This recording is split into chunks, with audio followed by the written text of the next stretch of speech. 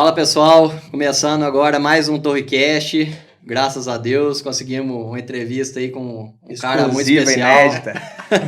Diretamente de Poços de Caldas. Poços de Caldas, o presbítero aí da IPB lá de Poços. O cara é fera, né, Felipe? Oh, com certeza, Yuri tem sido um amigo, uma bênção, um irmão em Cristo, né? Nossa. A gente tem conhecido, tem participado, tem se envolvido aí.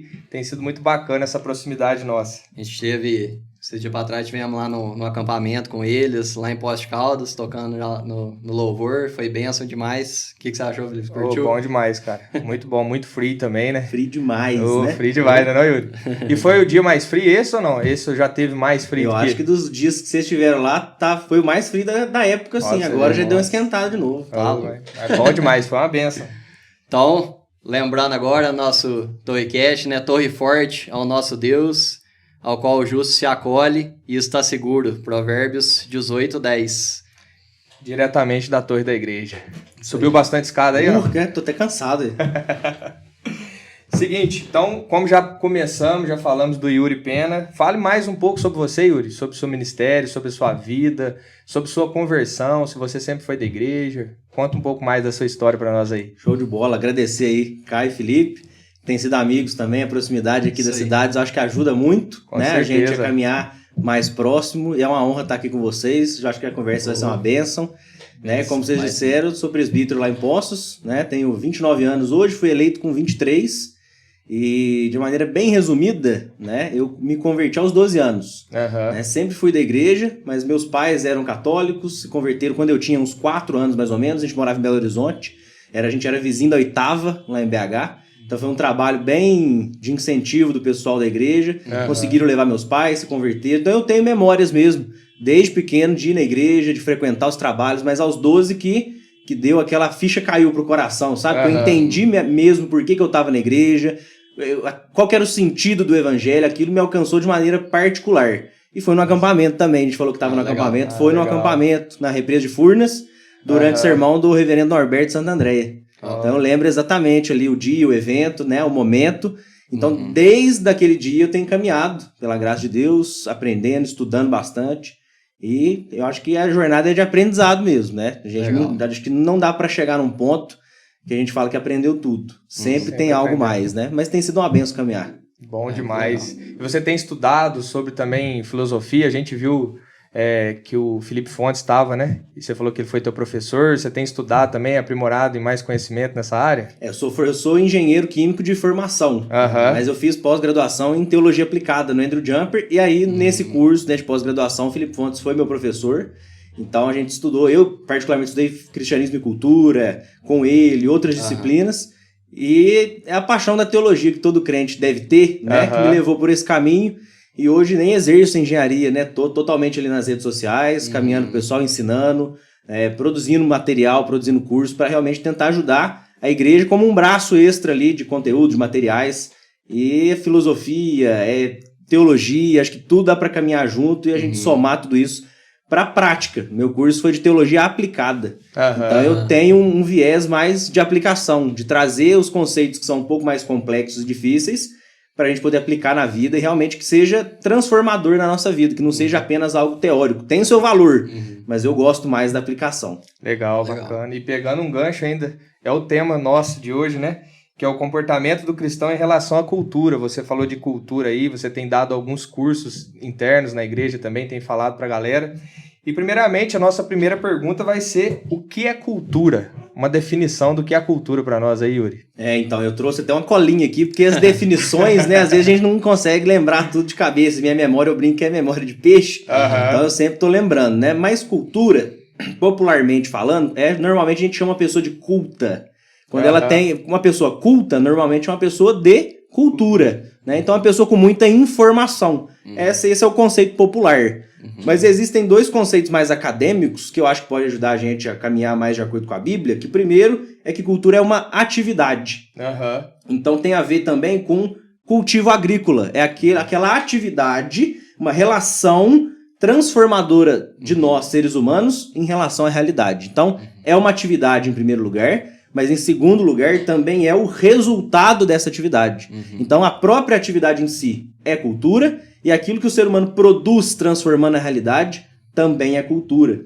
Então, o Abagnano, né, que é um filósofo, ele diz que é o conjunto de modos de vida criados, adquiridos e transmitidos também de uma geração para outra entre os membros de uma determinada sociedade. Então, além de ser um resultado e uma atividade, também é aquilo que nós passamos para os filhos, aquilo que os mais experientes passam para os mais jovens, também pode ser considerado cultura.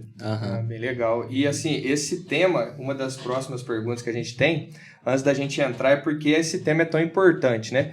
Até o tema da Semana Jovem que a gente vai trabalhar, né, Kai, que é contracultura no sentido do Sermão do Monte, que nós pegamos a ideia das bem-aventuranças, que o evangelho ele é contracultural, ele vai na contramão, mas não que nós vamos nos isentar ou nos afastar totalmente da cultura, mas como que a gente pode apresentar. E não sei se dá para encaixar nessa ideia, mas por que o tema é tão importante? Para a gente também pegar mais conhecimento com você aí, como você disse. Eu acho que dá para a gente definir em 2 pontos também. Por que é tão importante o cristão se importar com esse assunto de cultura. Primeiro é que o mundo muda muito rápido.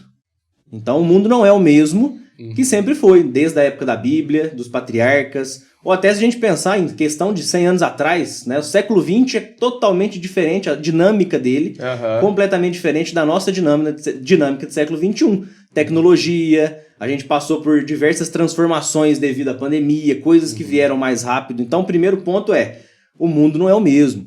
Então, a cultura, nesse sentido, aquilo que vai passando de geração para geração, também muda. Então, o crente e a igreja precisam estar preocupados com isso. Agora, o que me leva ao segundo ponto é que tem verdades que são imutáveis.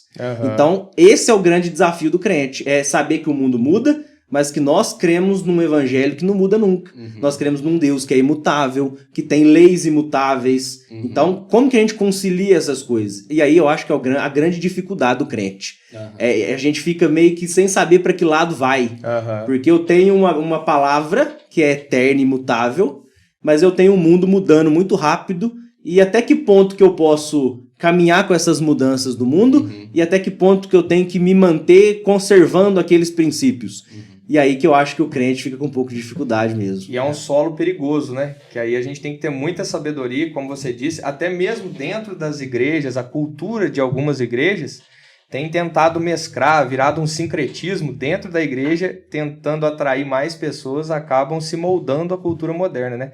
Então é esse equilíbrio que a gente tem que ter até que ponto, né? Justamente nessa parte, né? A grande questão é essa, se a gente isola um desses 2 pontos, né? A gente vai cair no extremo. Então se eu paro no ponto de que é verdade, os dois pontos são verdades.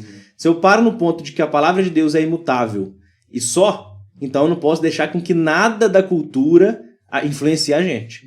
Então nem um podcast a gente ia poder ter. Justamente. Né? Porque é só isso aqui e pronto.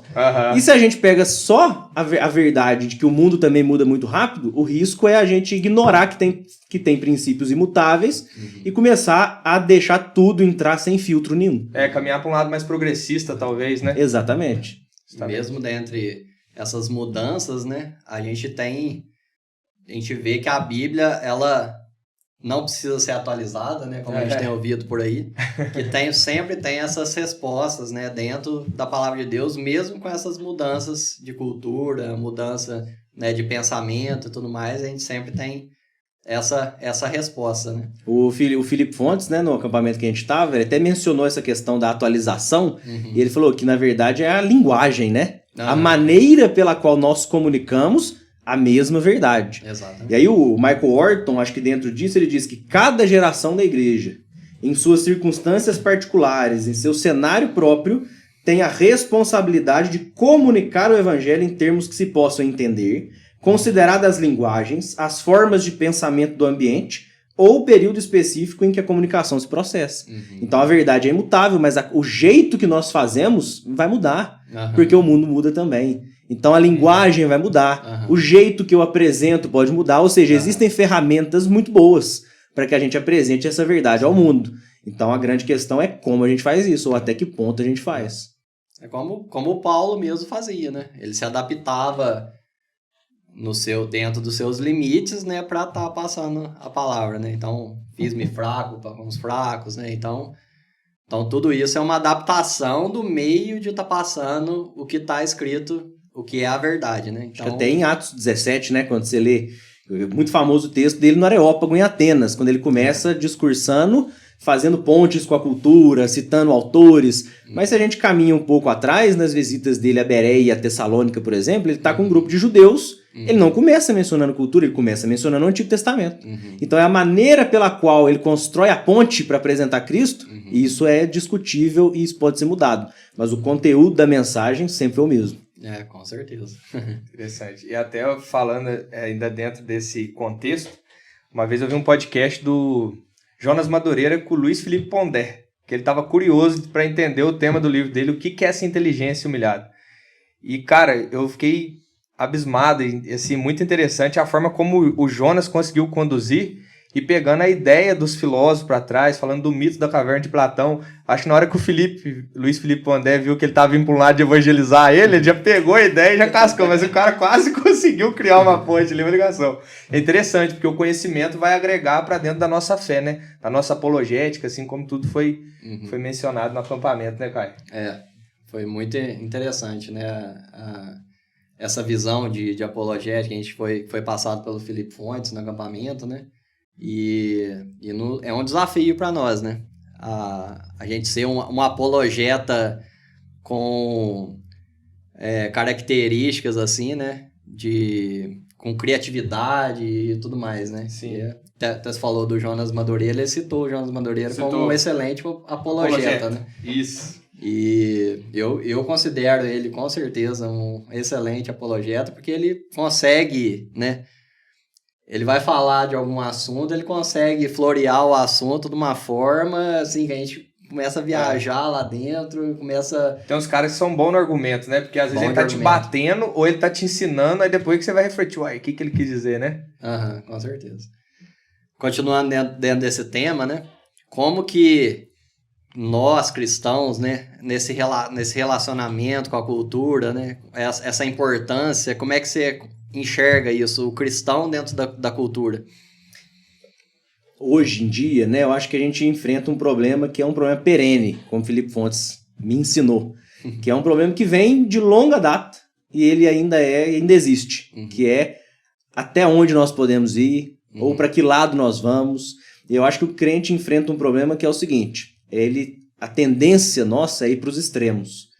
E todos os extremos são pecaminosos nesse caso. Então, quando a gente fala de cultura e o crente, nessa relação tão conflituosa, nós temos um lado, que é o crente ser alienado à cultura. Então, a cultura é má, a cultura é do diabo, então nada que o mundo produz é bom, então qual é a resposta que eu dou? Eu me isolo. Então até a gente chama da cultura monástica, né? Suba as montanhas e fique lá isolado, e não se adapte, não receba essa cultura que o mundo produz, nada que o mundo produz é bom. Esse é um extremo muito perigoso. E aí talvez venha uma tendência mais pós-moderna, que é talvez o outro extremo, que é o da secularização. E eu chamo ela do mergulho, que é o ponto de, não, a cultura não é assim tão má. Dá pra gente aproveitar tudo. E aí o crente vai e mergulha na cultura, achando que a cultura não tem efeito sobre ele. A cultura não influencia ele, somos nós que influenciamos e a gente está protegido pelo Espírito Santo. Então acho que a nossa tendência é sempre, em alguns momentos, ou a gente vai para um lado extremo de um ponto, ou a gente vai para o outro. E aí eu acho que o caminho está no equilíbrio, né?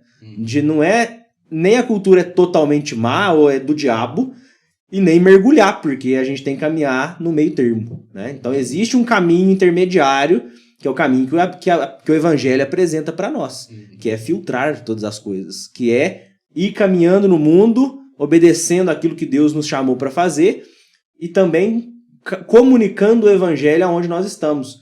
Tá vendo? Não é só o produto, a própria atividade já é cultura. Então, eu brinco que assim, a pessoa que diz que ela vai sumir do mundo e ela vai subir as montanhas para se afastar da cultura, ela vai criar uma nova cultura. Então, é inevitável. A cultura é inevitável. Ela pode não vestir as roupas do mundo, mas as novas roupas dela são culturais também. Ela está criando uma nova cultura.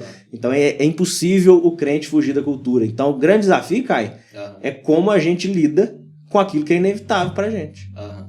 Exatamente. Legal. E em relação a isso, né, a gente tem conversado.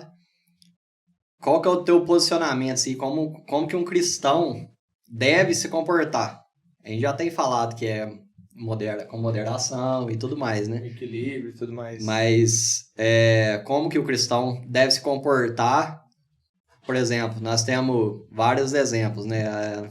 Faculdade, vida profissional, redes sociais, né? Que redes sociais acho que é um problema hoje em dia, né?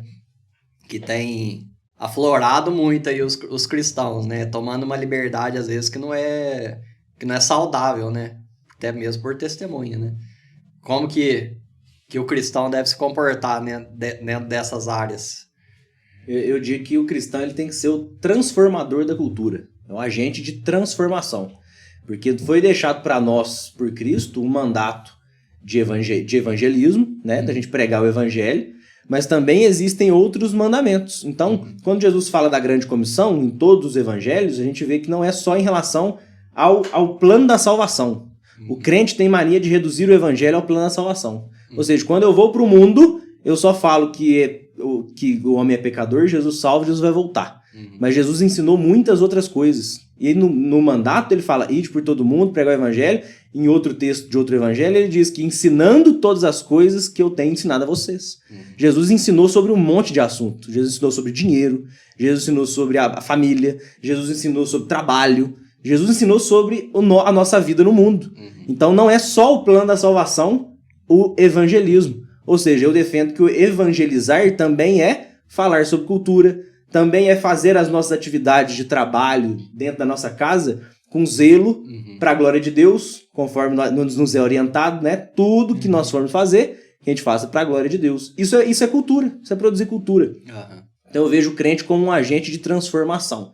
Qual que é um outro perigo? Eu falo que tudo tem dois lados, né? Tudo é uma moeda. O grande perigo é nós acharmos que nós vamos redimir a cultura.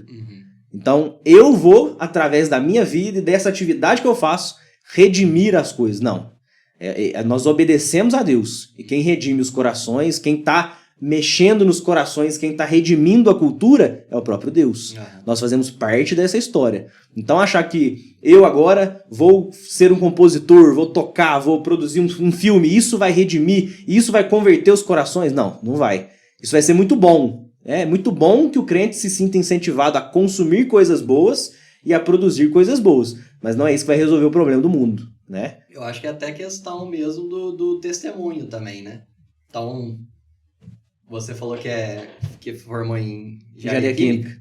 Então, se você estivesse trabalhando em algum lugar, você ia buscar ser o melhor engenheiro químico, né?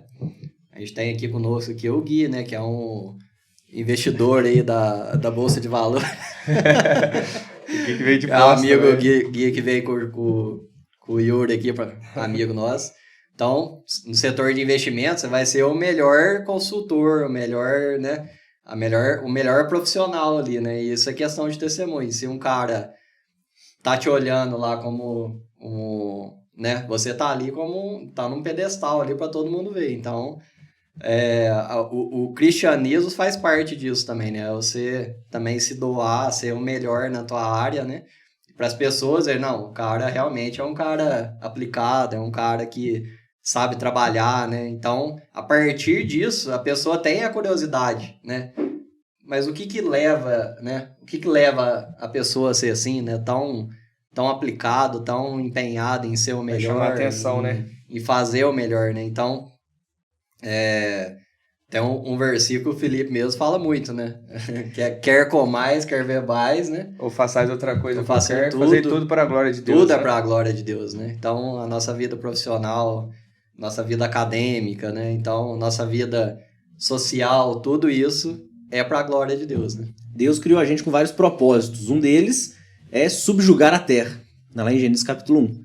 E aí é o que a gente chama de mandato cultural, ou seja, uma ordem não é para o crente, é para toda a humanidade. A humanidade precisa ir ao mundo e descobrir as potencialidades do mundo. Eu acho muito legal que Deus não disse para Adão que a vaca dava leite. Ele não disse para Adão. Adão teve que descobrir. Legal. E aí que legal, Adão quando descobriu essas coisas. Isso é parte do mandato cultural. Quando o homem constrói cidades, instrumentos musicais, instrumentos cortantes, é produzir cultura.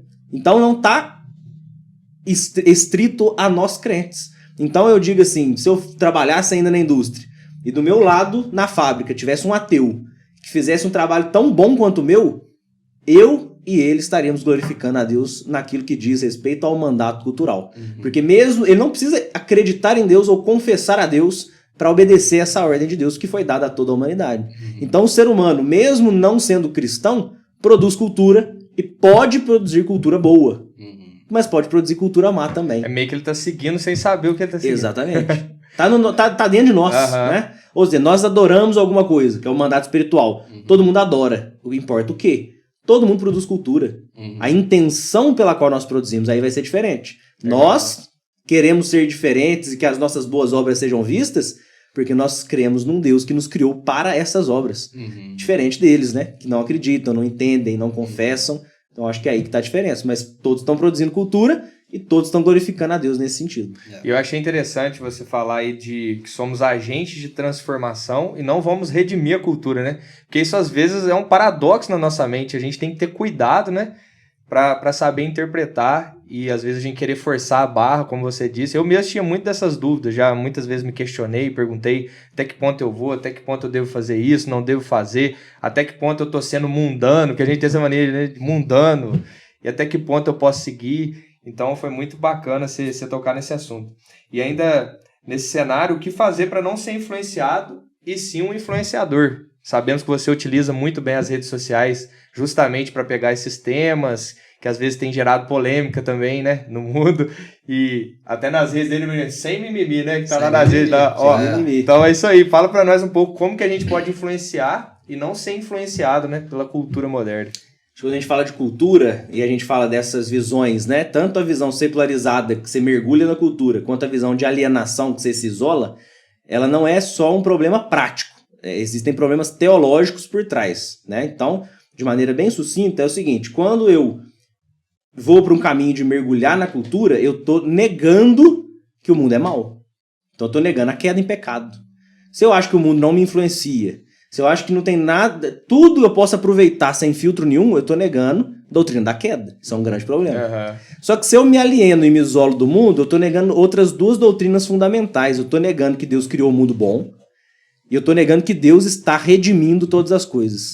Então eu estou negando a criação e a redenção. Percebe o nosso tripé de cosmovisão, criação, queda e redenção? Então, se eu vou para um dos extremos, eu nego uma dessas doutrinas. E se eu nego uma dessas doutrinas, eu derrubei o cristianismo. Então, o grande problema é esse. Como que eu faço para não ser influenciado? Eu acho que é tomando esse cuidado. É não ser inocente, achando que a cultura é 100% boa. Ou tudo que o mundo produz é livre de intenções malignas também. Então, tem coisa que o mundo faz que é muito boa. Dá pra gente aproveitar, mas tem coisa que não. Então a gente tem que saber filtrar. É assim que a gente tem que caminhar para não ser influenciado, é ter critério. Quando Paulo fala isso em 1 Tessalonicenses 5:21, até deixei salvo aqui, né? Salvo no modo analógico, na fitinha, né? 1 Tessalonicenses 5:21 ele fala, julgai todas as coisas, retende o que é bom. Quando ele fala de julgar, a palavrinha aqui é crinem, que é critério. Ou seja, a gente tem que ter critério. Como que eu não sou influenciado? Ou como que eu influencio? Eu tenho que ter uma base. Eu tenho que estar embasado com alguma coisa. Qual que é o critério do crente? Palavra de Deus. E ter critério, que é a palavra de Deus, só vem através de um relacionamento com esse Deus.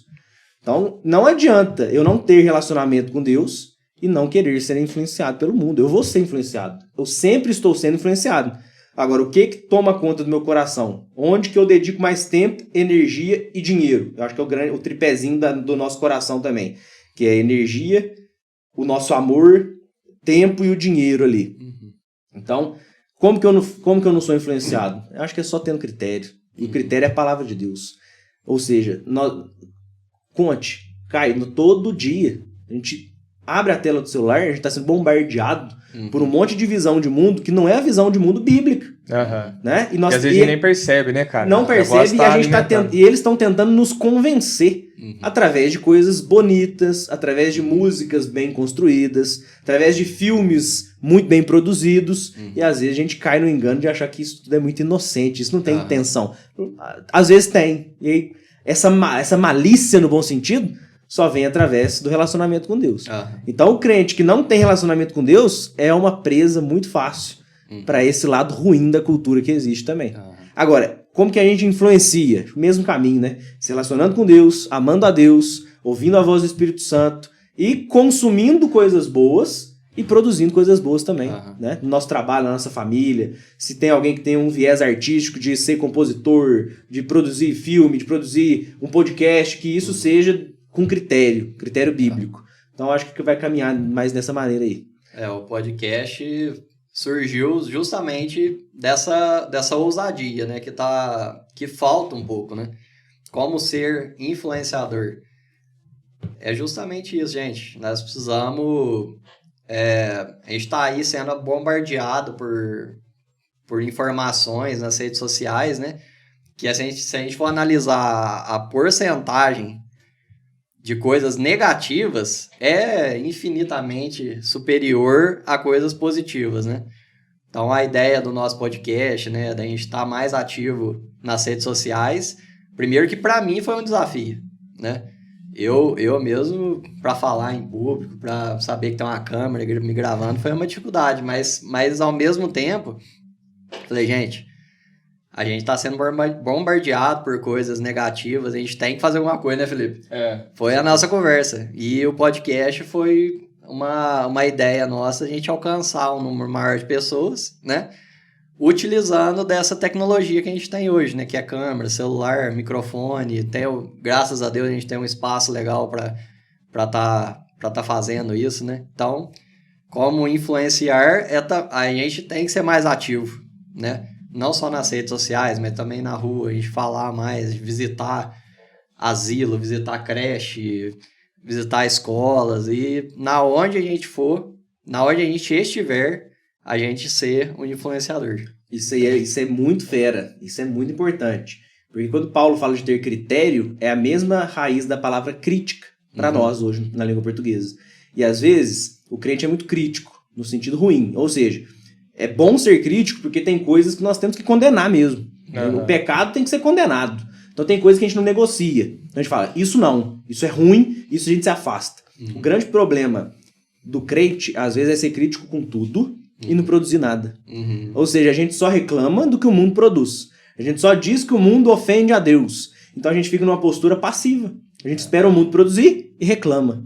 E aí, cadê os crentes que estão fazendo algo, né? Então, acho essa ideia, e o Michael Horton fala muito isso no livro Cristão e a Cultura. Ele fala que o objetivo do crente no mundo é abrir escolas, é ter bons médicos cristãos, é abrir creche para cuidar de gente, é cuidar e ir lá fazer uma visita no asilo. O crente é capaz de fazer essas coisas. Cadê os educadores cristãos? Aí a gente só pensa os pastores, né? Para ser um crente muito bom é o pastor da igreja. Mas é muito mais do que o pastor. O pastor é o guia. Mas o pastor não está onde a gente está de segunda a sexta, né? O pastor não está na empresa de todo mundo, não está na casa de todo mundo, mas eu tô. Eu tô na minha, tô no meu trabalho, na minha casa, e cada um está no seu ambiente. Então, o crente no mundo, ele tem que começar a ser mais ativo, né? E a gente dá muita voz para coisa muito ruim também. Já percebeu? Que a gente acha uma coisa ruim, aí a gente vai e posta essa coisa ruim e fala, olha aqui que coisa ruim. Aí todo mundo vai vir e vai assistir a coisa ruim, né? Então a gente tem que começar a pensar no contrário, de produzir coisa boa e falar, olha, é isso que eu acredito. Então o crente não pode ser só aquele que fala, isso eu não concordo, mas o que você concorda com o quê? Né? Você está baseado no quê? Então a gente começar a ditar as coisas, a gente começar a pautar as coisas, é produzir boa cultura, pensando em igreja, e não ficar só respondendo. Né? A igreja tem que ser capaz de colocar pautas na mesa e começar as discussões, e não só ficar correndo atrás do que já está sendo discutido. E geralmente é os que menos trabalham, né? Crente que não trabalha dá trabalho, né? Então você vê que muitas vezes as pessoas que mais reclamam, até mesmo dentro da comunidade, são as que pouco fazem. E aí quando você vai fazer alguma coisa, sempre tem gente para criticar. Interessante você falando também desse envolvimento, quando o Hudson Zanoni, que nós entrevistamos também, ele faz missões transculturais, nacionais, sempre está presente com a gente no acampamento Manaim. Ele disse que a maior demanda, a maior mão de obra que ele gosta de levar junto ou é um médico, ou é um dentista, ou é algum educador, porque ele chega em algumas comunidades que ele precisa de algum profissional na área que vai ajudar, que vai auxiliar para ele alcançar aquela comunidade também, né? Vamos aqui tratar os dentes do pessoal, faz uma fila, aproveita ali, depois faz um evangelismo. Tudo isso é uma forma estratégica também, né? De estar abençoando as comunidades. Já fica um desafio para quem tá assistindo aí. Pega teu celular aí, olha o tempo de uso que você tá nas redes sociais, que você tá no celular, e tenta diminuir pelo menos 40% desse tempo para estar utilizando das formas das redes sociais e outros meios para estar sendo, às vezes, mais ativo um pouco, né? Falar mais do evangelho, postar coisas que vai engrandecer o nome do nosso Deus, né? Que vai, às vezes, tocar alguma coisa que alguém está precisando, ler alguma postagem que você pode fazer, né? Algum versículo, alguma coisa, né? Então, o primeiro desafio nosso aqui é ser mais ativo. Não só nas redes sociais, mas em algumas, agora a gente falou, asilo, creche, né? A gente ser mais ativo como cristão, né? É isso aí. E quais são os maiores desafios que a cultura impõe para um cristão? Você acha, assim, que hoje fica em destaque? Eu acho que é justamente a gente saber até onde vai, até onde não vai, né? Até onde eu posso, até onde eu não posso.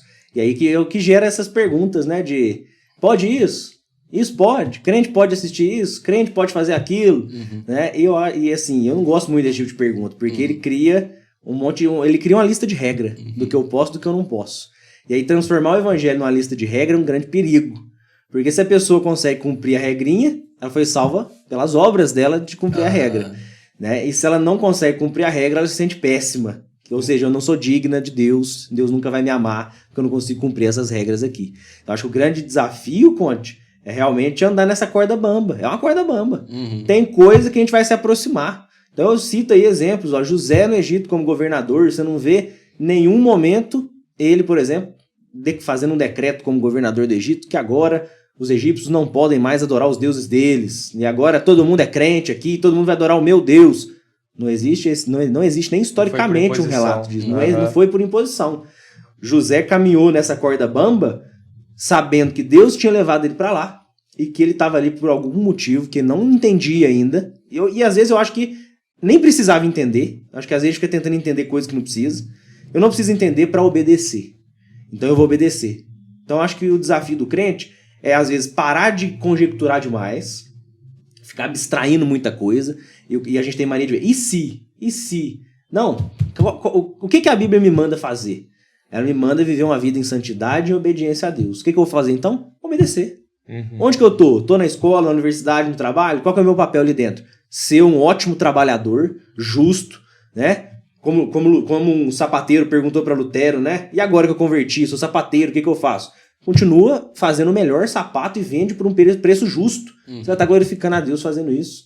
Então, o desafio do crente é obedecer a palavra. O grande problema é que a gente não quer obedecer e quer ficar tentando encontrar resposta que Deus não respondeu. Né? Fica tentando criar uma listinha. E o filme tal? E filme terror? E isso? E aquilo? Aí você dá uma resposta. Aí tem sempre uma exceção à regra. Então o caminho não é tentar encontrar a regra, é encontrar o princípio, né? Legal. O princípio do crente é ter esse critério. Aquilo que ofende a Deus, a gente se afasta. Aquilo que é contra a palavra de Deus, a gente joga fora. Agora, aquilo que pode ensinar e ajudar, e aquilo que dá para ser filtrado com maturidade, aí a gente se aproxima com cautela. Sempre a aproximação do crente é com cautela. Nós não vamos mergulhar achando que o mundo é bonitinho. Não, tem queda, tem pecado. Né? Então a gente tem que ir com muito cuidado. Aquilo que dá para se aproximar, a gente vai lá, filtra e retém. Outras coisas a gente joga fora. Eu acho que assim, às vezes a melhor resposta para essa pergunta seria na particularidade de cada um, né? Porque o que é o desafio, vamos pôr assim? Eu acho que o pior é a palavra idolatria, né? Aquilo que você se torna um idólatra é cada um na sua particularidade o seu maior desafio, né? Exemplo, igual nós tá falando de rede social, né? Rede social, o que tem de errado? Mas o que você tem a dificuldade? Qual que é a sua dificuldade de estar entrando no Instagram da vida, né? E às vezes tá se perdendo ali em horas, rolando pra cima. E isso tá se tornando uma idolatria no teu coração, né? Na tua mente, né? Então, acho que a melhor... para mim, né? A melhor resposta seria o que tem feito? Onde está o seu tesouro, né? Eu acho que a gente devolve essa pergunta com outra pergunta, né? Aonde que está o teu tesouro? A intenção, né? A intenção. Gênesis 4, quando vai falar da genealogia de Caim, você tem lá homens maus, filhos de Caim, construindo muita coisa boa. Não, o pai da música é descendente de Caim. Uhum. Né? A primeira cidade foi Caim que construiu, botou o nome do filho dele, chamava Enoque, né? Uhum. E aí então a gente olha, mas qual é a intenção? Porque hoje a gente ainda usa instrumentos musicais. Sim. E a gente usa na igreja. Uhum. Então, nós usamos algo que foi criado por um homem sem Deus para louvar a Deus. A intenção é que muda. Então, o instrumento em si, sozinho, ele não toca sozinho. Uhum. Então, ele não pode produzir bondade ou maldade em si mesmo. Quem dá valor para aquilo somos nós. Né? Instrumento cortante pode ser usado para ótimas coisas, mas pode ser usado para assassinar. Então, depende de como nós colocamos sentido naquele resultado cultural. Então, o filme, a música, em vez de criar regra, esse é o critério mesmo. Aonde está o teu coração? Até instrumento musical, eu tenho visto, assim, hoje os louvores worship dominou, né, o mercado da música gospel, né? E eu como músico também, né, eu até me entristeço, assim, de o pessoal exaltando muito o instrumento, né? Eu assisti um vídeo esses dias pra trás, um cara na bateria, aí o cara falando, agora eu tô ministrando aqui ao som dos tambores, que não sei o que lá, e começava assim, meio que sentir tocava assim e falava assim, nossa, essa nota aqui, essa batida aqui tá tocando o coração daquela pessoa, entendeu? Então você pega aqui o cara, sendo que a gente sabe que o que importa mesmo, né, quando a gente lê lá em Salmos, né, 150, a gente tá falando que é para adorar com instrumentos, não é o instrumento que vai adorar, né? Então é um acessório ali que Deus nos dá, né, que é lógico, que é muito importante, mas é para ser usado como um acessório, né? Porque na verdade o que vale mesmo é o que sai da nossa boca, né? O que sai da nossa boca e o que está na nossa mente, né? E a gente teve no congresso da Fiel, né? Que a gente tava falando muito sobre do canto congregacional, né? A partir do momento que o instrumento, né, começa a ultrapassar até o volume das vozes, né, do louvor, isso a gente já não está tendo mais aquele canto congregacional, né, é a adoração em comunidade, em igreja, né, como igreja, né. Então, só aproveitando esse gancho que você falou de instrumentos, né, a gente tem que usar o instrumento como um acessório, né, e não como... Teve um momento histórico onde isso aí aconteceu. Sabia? Não. Teve um momento histórico, porque assim, quando a gente pensa em cultura, e a gente volta lá atrás na Idade Média, você tinha como que o cristão lidava? O cristão lidava porque tudo era transcendente.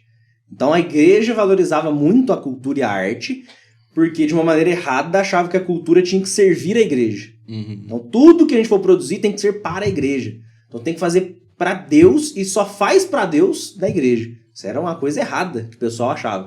Mas tudo era muito bonito. Então você vê as pinturas, a música medieval da Idade Média, tudo elevando a gente a olhar para o alto, a pensar os pensamentos do alto. Isso era muito bom. Vem Tomás de Aquino e de uma maneira boa, com a intenção boa, ele fala assim, olha, peraí, dá para dividir essas coisas em 2 andares. Então, ele divide em graça e natureza, andar de cima e andar de baixo. Tudo que é graça é aquilo que é transcendente, aquilo que vem de Deus, as coisas do alto, e tudo que é natureza são as coisas do mundo, né? Então ele faz essa distinção. É aí que começa a surgir o dualismo na vida da igreja. É aí que começa a vir o crente achar que tem coisa secular e sagrado. Começa aí.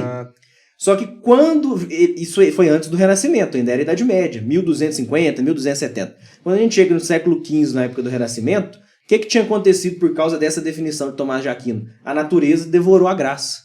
O ser humano caiu no outro extremo. Então ele estava totalmente voltado para cima, agora ele se voltou totalmente para as coisas do mundo. Então chega no Renascimento, o ser humano é totalmente voltado para si mesmo. Então a música da igreja, que era transcendente, que era congregacional o canto, agora começa a ser valorizada as coisas daqui. Então vamos olhar só para a técnica, então vamos olhar só para os instrumentos, então vamos começar a mexer com solo e vamos fazer isso. E aí, não só na música, mas em todas as esferas, a natureza devorou a graça. E aí só na reforma que os reformadores dão uma resposta para isso de novo. Só não, Deus é o Deus das duas coisas. Então as duas coisas importam. Então é importante a gente pensar em técnica assim, mas a gente não pode deixar a graça e o divino de lado. Então a reforma vem e liberta aquilo que tinha sido aprisionado. E diz assim, a cultura não é para servir a igreja, é para servir a Deus. Então o palco onde nós servimos a Deus não é a igreja, é o mundo. Porque faz uma conta simples, a gente passa 2, 3 horas na semana na igreja. Se servir a Deus é só ir na igreja, a gente serve muito pouco a Deus. Então os reformadores disseram, não, o palco nosso de amor a Deus e de serviço a Deus está no mundo. E como que a gente faz isso? Produzindo cultura. Então teve esse momento histórico fundamental lá atrás, onde teve essa quebra aí, de enxergar as coisas como sagradas e para Deus, e começar a enxergar só como mera humanidade, mera coisa técnica. Né? E aí, graças a Deus, pela reforma protestante, que libertou a gente para a gente poder realmente voltar a conversar sobre isso, canto congregacional, como que a gente pode adorar mais a Deus no mundo, servindo a Deus no mundo, porque não dá para sair daqui, né? A gente até queria, mas não dá para sair daqui.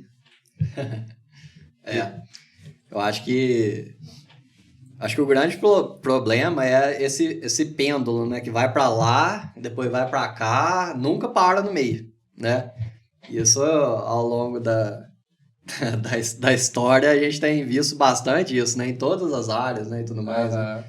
Então, acho que o mais importante, como a gente tem conversado, é sempre manter o equilíbrio das coisas, né? Em todo relacionamento, né? Em toda amizade, ministérios, tudo. A gente tem esse pêndulo indo para lá e para cá, sendo que o meio ali que a gente tem que buscar sempre, né? Ô Yuri, eu sei que você não gosta de pontuar as coisas assim, mas vamos... Até que ponto, assim, você acha que a gente deve chegar e participar das coisas da cultura sem exceder esse mandato cultural, né, que Deus coloca para nós? E vamos generalizar então, né? Isso, vamos falar de ponto não precisa ser daquele caso específico, isso, né? Eu acredito que a gente pode pensar em ir até um certo ponto, e é impossível a gente pensar em que ponto é esse, como eu disse, sem critério, né? Então eu acho que a palavrinha é pecado. Acho que a palavra para nós é pecado. Tem coisas que a palavra de Deus diz que é pecado e aparência do mal. E a orientação para nós é fugir da aparência do mal. Então se tem cara de mal, eu não vou ficar brincando para ver se é mal mesmo. Né? José não ficou esperando a mulher de Potifar agir ou dar mais um passo para fugir. Exatamente. Ele falou, isso é aparência de mal. Pode ser que eu caia, então eu fujo. E eu acho que isso toca muito também nas particularidades nossas. Quando Paulo vai falar da consciência, eu acho que também é importante. Porque às vezes eu venho do contexto, por exemplo, que eu me converti num contexto muito ruim, e aí chegar dentro da igreja e ver coisas que me lembram aquilo pode ser ruim para mim. Então eu diria tranquilamente assim, vou dar um exemplo de música. Uma pessoa que se converte e aquele tipo de música não faz bem para ela. Eu falo, não escute. Não vai te fazer bem. Então, para você, se afaste. Agora, a grande questão é, não exija que os outros também se afastem porque você tem um problema com isso.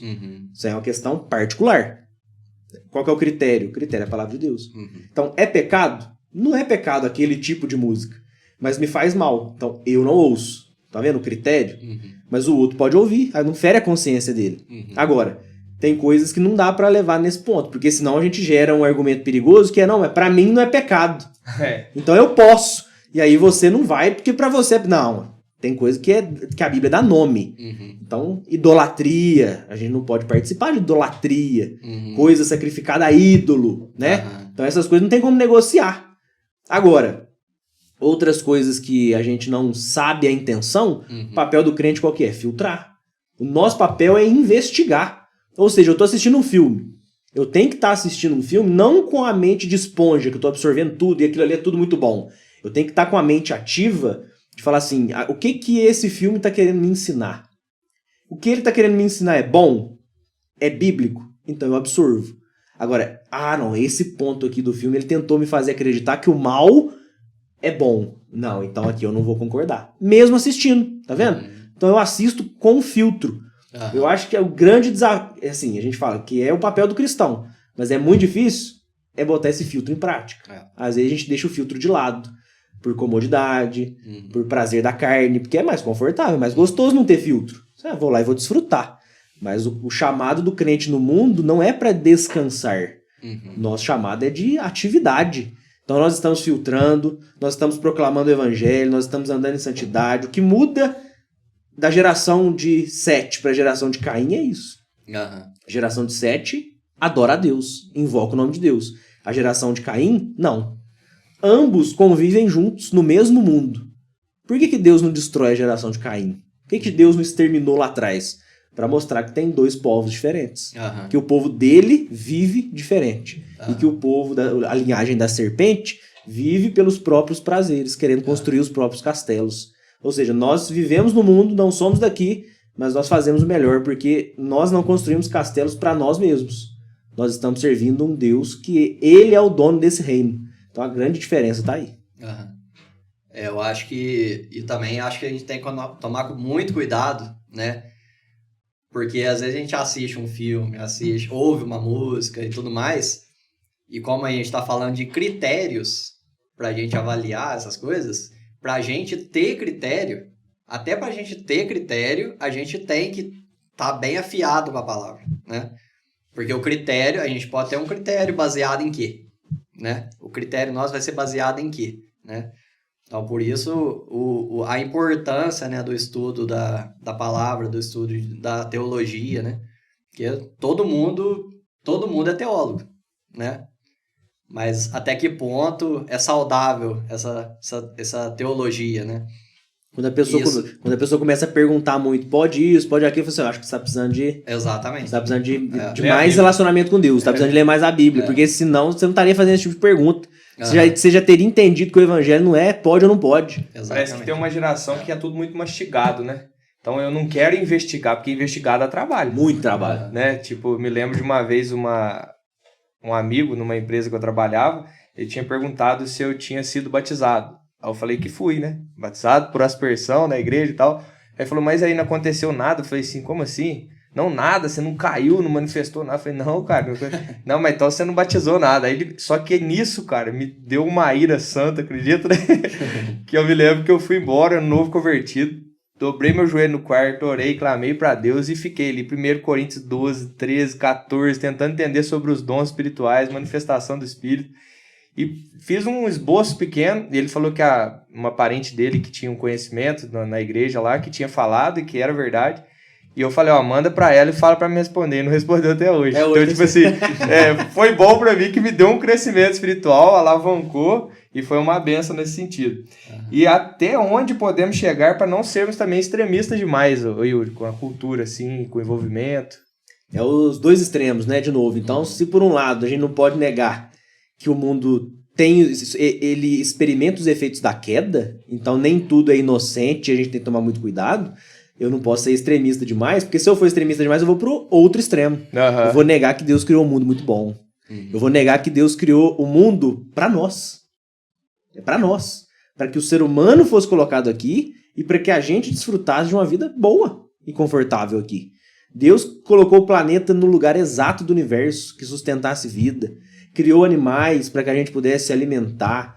Criou o mundo inteiro para que a gente pudesse descobrir as potencialidades. Gente, né?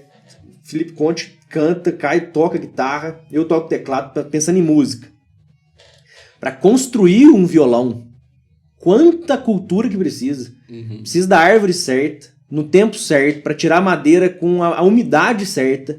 E aí, quem tira a madeira tem um conhecimento, mas ele não é esse cara que vai construir. Ele vai levar essa madeira para outra pessoa. Essa outra pessoa vai ter que que mexer com as mãos e construir. E às vezes esse cara que tá construindo não toca. Então vai ter que passar por um cara que toca. E para tocar tem que ter uma sensibilidade musical, passar sentimento através... Olha quanta coisa. Muito doido. Para um instrumento, às vezes para uma nota musical. É muita coisa. Ou seja, Deus é tão maravilhoso, criou esse mundo para que a gente pudesse descobrir e aproveitá-lo do melhor jeito possível. E aí Salomão diz que o melhor jeito de aproveitar é temendo a Deus. Ou seja, quando a gente pega tudo isso que Deus criou e usa para a glória dele. Então, o outro extremo, não ser extremista demais, é não negar que Deus criou um mundo bom, não negar que existe um problema chamado pecado, mas não negar também que Deus está redimindo todas as coisas. E vai chegar um tempo onde Deus não vai destruir a terra e construir outra terra. Deus vai consertar essa terra aqui. Ou seja, o pecado manchou. O pecado não estragou completamente. Então, às vezes, o problema do crente de ser extremista demais é achar que está tudo estragado e já era. Não. Deus ama a sua criação. É tudo muito bom. Então, quando Cristo voltar, tudo vai ser redimido. Não é só o nosso coração. Às vezes a gente acha que também a redenção é só para o homem. Isso é um pensamento humanista. Deus redime, já começou a obra no nosso coração, vai terminar porque ele é fiel, mas Deus também vai consertar o mundo todo. Então Deus vai consertar a cultura, Deus vai consertar a música, Deus vai consertar a política, Deus vai consertar meio ambiente, Deus vai consertar cinema, Deus vai consertar podcast, Deus vai consertar tudo. E acho que falta, às vezes, pra gente não ser extremista demais, essa compreensão de que não é só eu e não é só o meu coração, mas é tudo que foi criado e todo o significado de tudo que foi criado que vai ser consertado no final. Quando a gente entende essa perspectiva, eu acho que a gente consegue viver no mundo de uma maneira mais saudável. De ir fazendo esses critérios, de ir filtrando e de ir agradecendo a Deus. À medida que nós vamos caminhando e desfrutando daquilo que Deus nos oferece através do mundo, do jeito saudável, bom e santo, a gente vai dando glória, vai agradecendo e vai vivendo uma vida mais tranquila, mais leve. Dentro desse assunto, né, de a gente viver mais saudavelmente no mundo, né, como é que você interpreta o versículo, né, de Romanos 12, né, 2, né, que fala pra gente não conformar com esse mundo? É engraçado, porque normalmente o pessoal o pessoal da alienação da cultura usa muito esses versículos aí. Não vos conformeis com o mundo, então sai fora do mundo. Vai lá na primeira epístola de João, não amem o mundo, porque no mundo, concupiscência dos olhos, da carne, soberba da vida. Então como é que você está falando que dá para viver no mundo? O pessoal usa muito esses versículos. Eu acho que a gente interpreta do jeito que tem que ser interpretado, o significado da palavra, né? Quando João ou quando Paulo estão falando disso, da gente não se conformar com o mundo, será que ele está falando de planeta? Não se conformem com o planeta Terra. Será que é isso? Não pode ser isso, né? Não se conformem com o mundo Terra. Com terra, solo, também parece que não. Então acho que sobra pra gente o quê? A maneira pelo qual as pessoas vivem. Então, não devo me conformar com a maneira pela qual os ímpios vivem. Porque eles não vivem para a glória de Deus. Eu não devo amar o jeito pecaminoso do mundo viver. Porque vive para a sua própria glória, vive para construir seus próprios reinos. Então, o mandamento bíblico é de não viva desse jeito. Ou seja, não tem o mesmo modo de viver que aqueles que não amam a Deus têm. Por quê? Porque vocês são um povo diferente. Então, você não se conforma no mundo nesse sentido, mas você aproveita as coisas que o mundo dá e serve a Deus com o que o mundo dá. Como a gente falou, rede social é boa ou má? Ela é neutra. Ela é neutra. O celular é bom ou mau? Ele é neutro. Ele na mesa aqui não mata ninguém, ele não produz pecado, não produz glória a Deus, o instrumento sozinho não faz nada. Quando eu faço uso daquilo, eu dou valor para aquilo. Então, o meu coração, a minha intenção, como você diz, Caio, é o que vai valer nesse sentido. Entendeu? Acho que a gente deve, igual você falou mesmo, né? Pra gente viver saudavelmente, né? A gente tem que levar em consideração somente o que a palavra diz, né? E o tudo que passar dela, o que passar disso vem do inimigo, vem então, do maligno. Quando a gente fala contra a cultura, que é o tema que a gente comentou, né? É sempre lembrar disso. Não é contra a cultura no sentido monástico de ir embora. É o modo de viver. Interessante que fez lembrar até do que a gente falou também lá no acampamento, né? Que existe um Deus, não somos nós e nós precisamos nos humilhar diante dele. Isso já é um ataque à cultura moderna, porque as pessoas querem ser o seu próprio Deus, né? eles não querem acreditar que tem que se submeter a alguém, então isso já é uma contracultura, né? Que é muito doido de uma pessoa conseguir compreender. E a gente tem que sempre trabalhar em prol do reino de Deus, ensinando, instruindo e fazendo o nosso melhor para glorificar Ele. Ter critério é contracultura, porque a gente tem um critério absoluto. O mundo pós-moderno é subjetivo. Relativo. Não, mas como é que você pode se pautar em uma coisa só? Eles se pautam pelos sentimentos. Hoje eu me sinto assim, então eu vou por aqui. Ou amanhã eu me sinto assado, então eu vou pro outro lado. E aí o crente não. O crente, como o Salmo 1 diz, é a árvore plantada junto ao ribeiro de águas. A árvore está enraizada, cara. Ela não vai para um lado ou para o outro. Ela foi enxertada, porque nós estávamos no mundo vivendo como ímpios. Então Deus nos tira de lá e nos replanta no lugar correto. Então o termo para plantada é enxertada. Nós somos trazidos para perto. E agora a gente está plantado. Então não tem como a gente sair daqui não. Ou a gente não pode sair daqui. Porque é nesse ribeiro que tem vida. Lá é o deserto. E a gente sabe o que acontece no final. A palha é queimada. Então a gente tem que viver contra a cultura também por conta disso. Porque nós amamos a Deus e existe uma promessa para nós, para o povo de Deus. E existe promessa para aquele que ama o estilo de vida do mundo também. Vai ser consumido no final de tudo. Isso interessante também. Só para aproveitar aí também, peraí. O interessante que esses dias, cara, aconteceu algo comigo que eu fui comentar na inocência mesmo. Que eu vi uma postagem no Instagram falando sobre as pessoas optarem por ter filho ou não e procurando viajar mais, aproveitar mais a vida. E assim, tinha acabado de postar.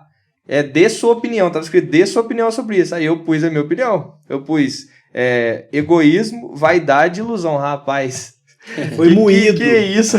Foi triturado nos comentários. Já vem tinha que ser crente. Falei assim, gente, só dei minha opinião. Pediram minha opinião na página, eu tenho minha liberdade. Só que o mundo tá muito caótico, tá muito louco, né? Então, às vezes, a gente tem que, até nisso, analisar, ter os cuidados também. É muito doido, cara. A rede social tem uma abrangência que a gente não tem noção, né? O que me fez lembrar, na verdade, foi do versículo de Colossenses, né? Quando fala a gente tá falando de a gente deve ser enraizado mesmo, né? A gente tem que manter firme na palavra, né?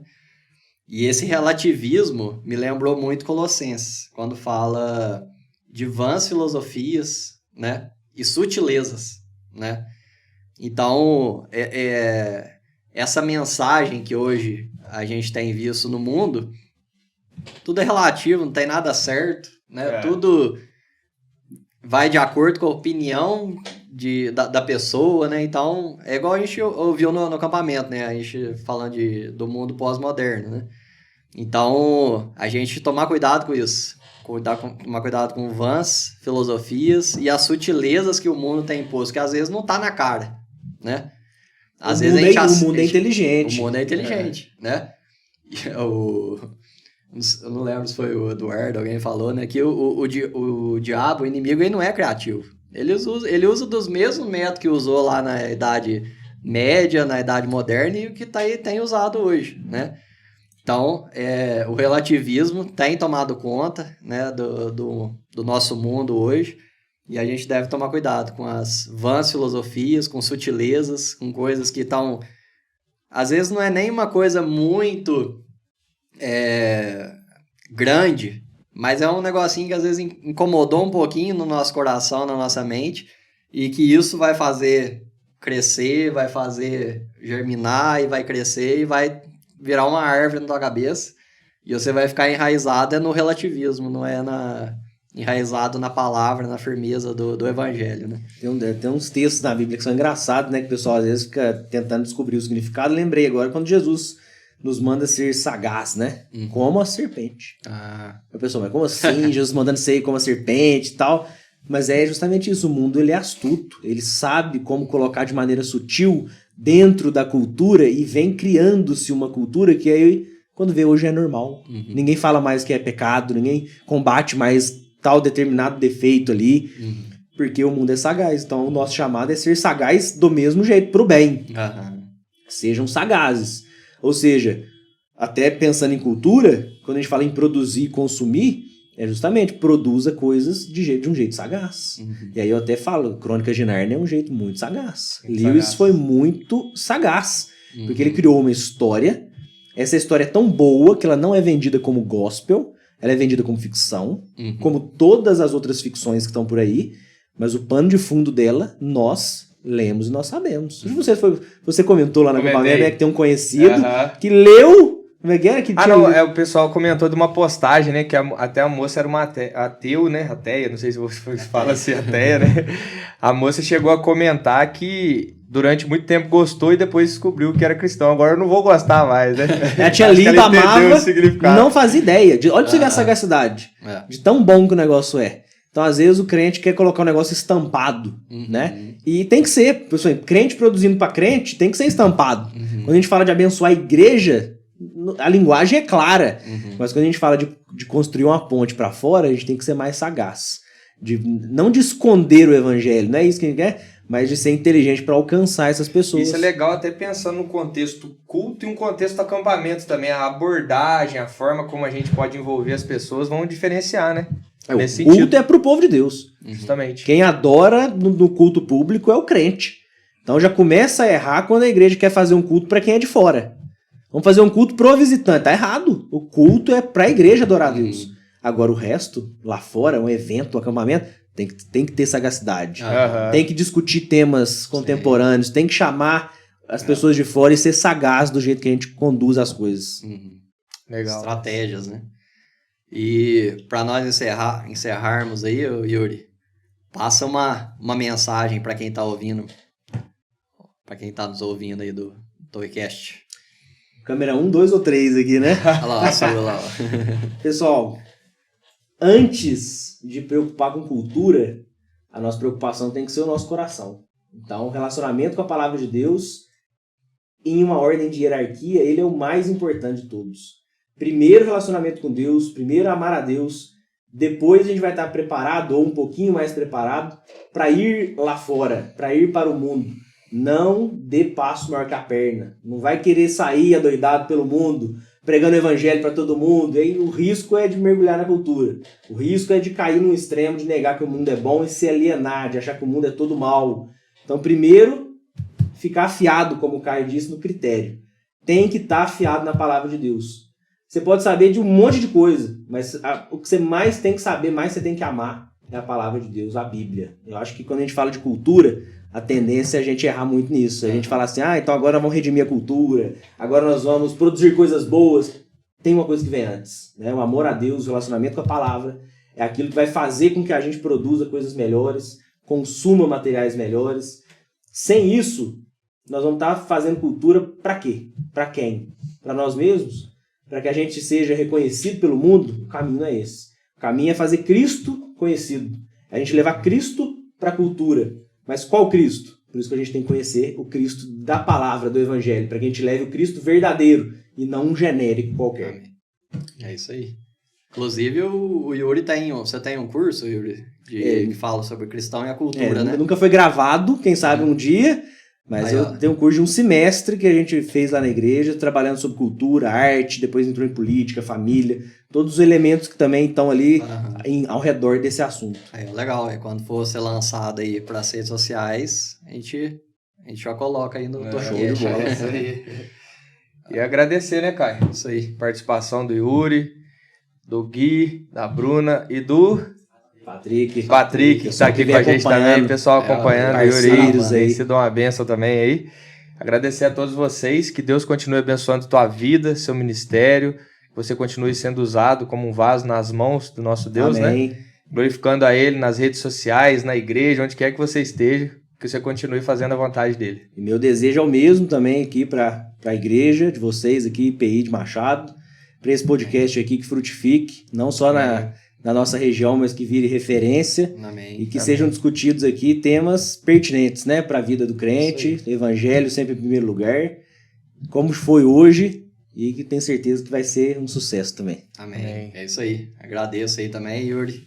E Torre Forte é o nome do nosso Senhor, o qual o justo se acolhe e está seguro. Provérbios 18:10. É isso aí, galera. Até o próximo podcast. Abraço a todos aí. Deus abençoe. Valeu. Até mais.